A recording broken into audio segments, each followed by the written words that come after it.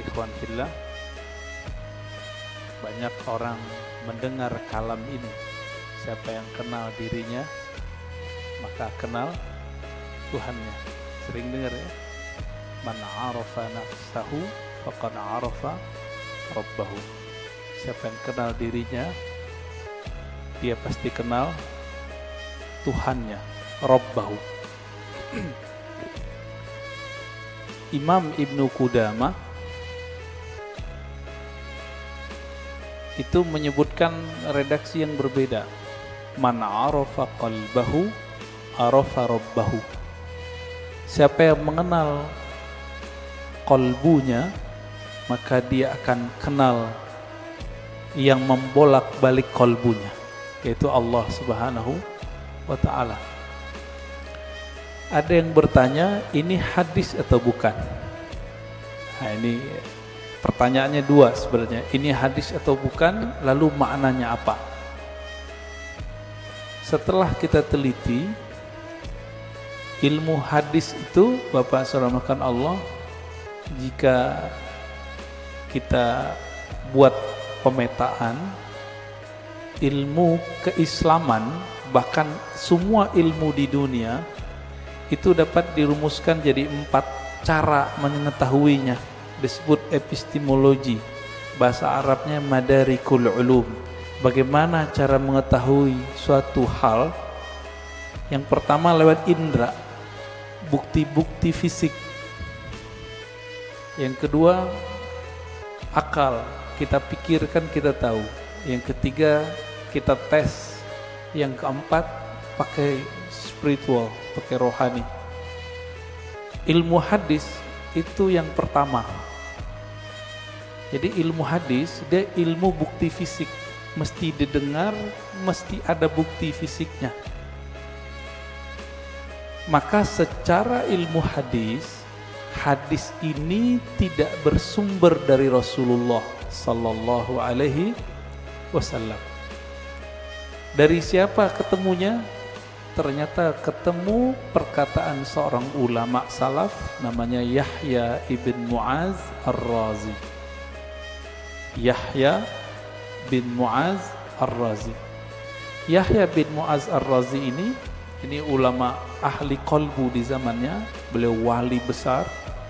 Kalam-kalamnya itu bukan lagi kalam kayak kita.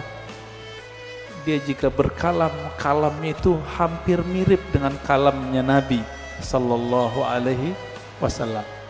Sehingga dikira ketika dia berkalam begitu, itu kalamnya Rasulullah sallallahu alaihi wasallam. Itu secara apa? Ilmu hadis. Siapa yang mengatakan itu? Imam Nawawi. Lalu diikuti oleh Imam Suyuti dan imam-imam yang lain. Jadi secara ilmu hadis gak ketemu di Sahih Bukhari, gak ketemu di Sahih Muslim, gak ketemu di Sunan Abu Dawud, Tirmizi, Nasai, gak ketemu. Ketemunya di perkataan-perkataan ulama. Nah, jadi tolong Bapak saudara Allah yang hobi ngaji tasawuf, harus tahu bab ini secara ilmu hadis. Ilmu hadis pendekatannya bukti fisik, disebut dengan empirik ya. Tapi ada seorang imam namanya Ibnu Arabi yang beliau menggabungkan ilmu zahir dan batin. Beliau ini ahli hadis, tapi lebih dikenal sebagai ahli qalbu. Guru hadisnya ratusan. Buktinya beliau meriwayatkan hadis-hadis langsung dengan sanadnya kepada Rasulullah sallallahu alaihi wasallam. Jadi dia sebutkan dari gurunya sampai kepada Nabi Muhammad sallallahu alaihi wasallam. Ibnu Arabi ini dia bermimpi bertemu Rasulullah. Di dalam hadis yang sahih dikatakan man ra'ani fil manam faqad ra'ani. Siapa yang bertemu aku dalam mimpi, dia betul-betul bertemu aku. Fa inna syaitana la yatamatsalu bi. Karena syaitan tidak dapat menyerupai aku. Ibnu Arabi mengatakan ciri-ciri wali Allah itu kalau dia mimpi, dia sadar dia lagi mimpi. Ibnu Arabi mimpi ketemu Rasulullah dan dia sadar ini pasti mimpi karena Rasulullah sudah wafat. Lalu apa yang beliau lakukan? Beliau bingung dengan hadis yang tadi. Secara ilmu hadis tidak ketemu sumbernya. Maka beliau katakan, wahai Rasulullah, kata ahli hadis ini enggak ada sumbernya, bukan kalam engkau. Apakah benar demikian? Dijawablah oleh Rasulullah dalam mimpinya, bukan, itu kalamku wahai Ibnu Arabi. Ketika dia bangun, maka dia malu mengatakan ini bukan hadis Nabi sallallahu alaihi wasallam. Kenapa? Minimal mimpi ini benar untuk dirinya, meskipun belum tentu benar untuk orang lain. Inilah asbabnya kenapa kalam ini kemudian menjadi ambigu. Apakah ini kalam Nabi atau kalam Yahya ibn Mu'az Ar-Razi? Ya, ini secara gabungan nih. Mimpi masuk kemana? Satu tadi empirik, bukti fisik. Mimpi yang nomor 4, zauq, intuisi, qalbu, ruh. Itu mungkin gak ini dibuktikan? Dibuktikan oleh orang yang sudah sampai ke sana. Kalau oleh ahli hadis yang tidak sampai, kemampuan rohaninya sampai ke taraf ini nggak bisa. Jadi mohon maaf Bapak, jadi kita nggak bisa bangga juga dengan ilmu hadis. Ilmu hadis itu sendiri mirip kayak ilmu saintifik yang lain, eksak yang lain sama. Ilmu sejarah, arkeologi. Kalau sekarang apa namanya? Untuk ngecek orang meninggal itu, kuku-kukunya dicek, apa namanya? Ya, forensik gitu ya. Jadi bukti fisik semua. Ilmu hadis mesti berdasarkan zahir fisik. Oleh karena itu, Bapak, saudara yang bukan Allah, jika berdiskusi dengan ahli hadis, sulit kita mungkin yang nomor 4 ini. Dia pasti yang nomor 1.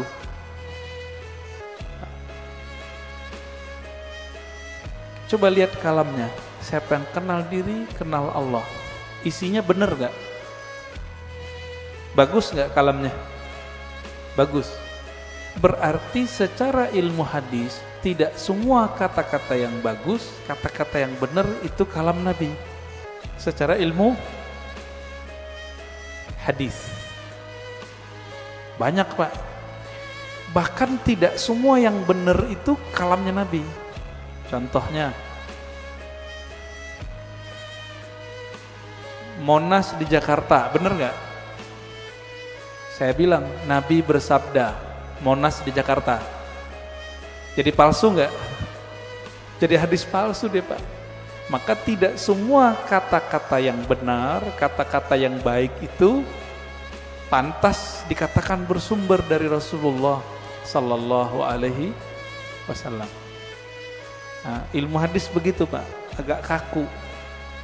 Ilmu hadis ini dia harus dibuktikan. Saya ketemu guru saya ketemu gurunya. Ini sebagai contoh hadis yang paling sering kita dengar, innamal a'malu bin niat. Hadis ini Imam Bukhari mengambilnya dari ahli Mekah, namanya Humaidi. Gimana ketemunya? Oh, ternyata Imam Bukhari melakukan rihlah sekaligus haji. Bertemulah dengan Imam Al-Humaidi, murid dari Imam Syafi'i. Terbukti, secara ilmu hadis dikatakan muttasil, hadisnya nyambung. Makanya innamal a'malu binniyat hadisnya sahih, ditaruh di nomor 1 dalam Sahih Bukhari. Imam Bukhari sering mimpi ketemu Rasulullah, iya, tapi mimpinya dia tidak taruh di bab hadis. Ada seorang imam namanya Al-Baihaqi, punya kitab judulnya Syu'abul Iman dan Zuhud. Di kitab beliau menukil kalam Nabi tapi yang didapat orang dalam mimpi. Dan itu populer Pak di masjid-masjid kita, khotib-khotib kita dulu. Tahun 2006 seorang profesor nelpon saya dulu di UIN. Saya waktu itu masih kuliah. Dia telepon, "Ar-Razi, ente ngaji hadis bukan?" "Iya. Saya mau khutbah besok. Tapi bingung ini hadis itu bukan." Wah, kita kaget Pak, profesor masih mau nanya sama mahasiswa. Akhirnya saya katakan, "Hadis apa, Prof?" "Hadis siapa yang hari ini sama dengan kemarin maka dia merugi." Setelah di situ ya, yang hari ini lebih buruk dari kemarin maka dia terlaknat. Saya senyum, "Maaf Prof, itu bukan hadis, tapi itu kalam Nabi yang didapat oleh Imam Abdul Aziz bin Rawat dalam mimpinya." Kata Imam Baihaqi, qala Abdul Aziz bin Rawat, berkata Abdul Aziz bin Rawat, "Ra'aitun Nabiyya sallallahu alaihi wasallam fil manam yaqul." Aku mendengar Nabi sallallahu alaihi wasallam di dalam tidur berkata. Kata di dalam tidurnya dihilangin oleh khotib-khotib. Sehingga jadinya gimana?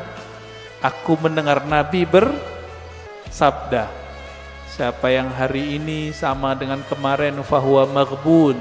Siapa yang hari ini beda dengan kemarin, lebih buruk dari kemarin, fahuwa mal'un, terlaknat. Nah itu. Ini disebut hadis mimpi. Tapi ingat, hadis mimpi bukan hadis secara ilmu hadis. Tapi kalau versi yang keempat itu hadis Pak.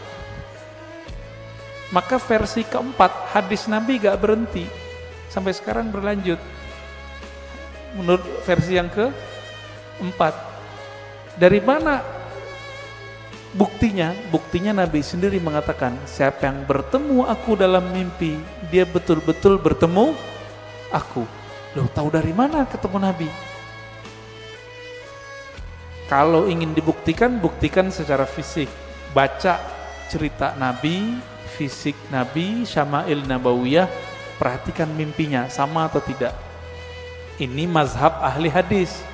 Ahli hadis mensyaratkan jika mimpi ketemu Nabi, mesti karakter yang kita lihat sama seperti yang di hadis. Contohnya, Nabi suka pakai baju hijau, pakai serban, terus pakai tutup, ya, ada yang mirip Sayyid Muhammad Alawi Al-Maliki.